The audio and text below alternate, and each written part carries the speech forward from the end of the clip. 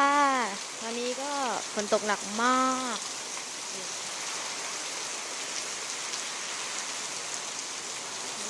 ลมพัดแรงมาก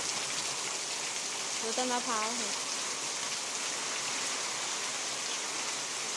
ฝนแรงมากนะคะตอนนี้แบบอยู่แถวๆเขานะดูโอ้ยลมจัด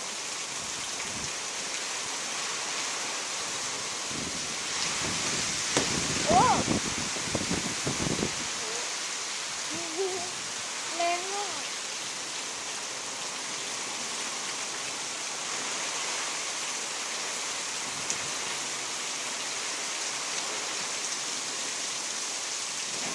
หลังจากไปชิมเกรดมานะคะ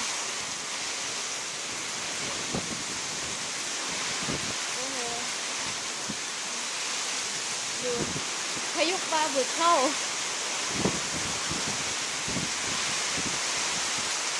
อันนี้คือตัวจะเปียกไปทั้งตัวอยู่แล้วแต่ทุกคนสังเกตได้นะลมพัดแบบที่ต้นตาลต้นอะไรเงี้ยเดี๋ยวเช็ดกล้องให้นี่ดูดิสังเกตได้นะคะที่ต้นโอ้ยต้นหมากแล้วก็ต้นมะพร้าวนะคะแล้วก็ต้นเนี่ยพวกนี้สังเกตได้เลยดูสวยนะดูไม่มีท่าทีที่จะหยุดเลยนะคะโอ้โหธงชาติไทยไปแล้วค่ะโอ้ยโอ้ยเถิดนะ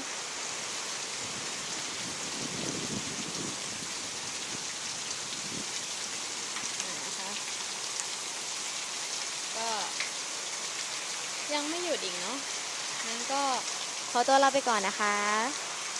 วันนี้ก็ต้องขอลาไปก่อนฝากกดไลค์กดแชร์กด Subscribe ด้วยนะคะแล้วเจอกันใหม่คลิปหน้าจ้าบ๊ายบาย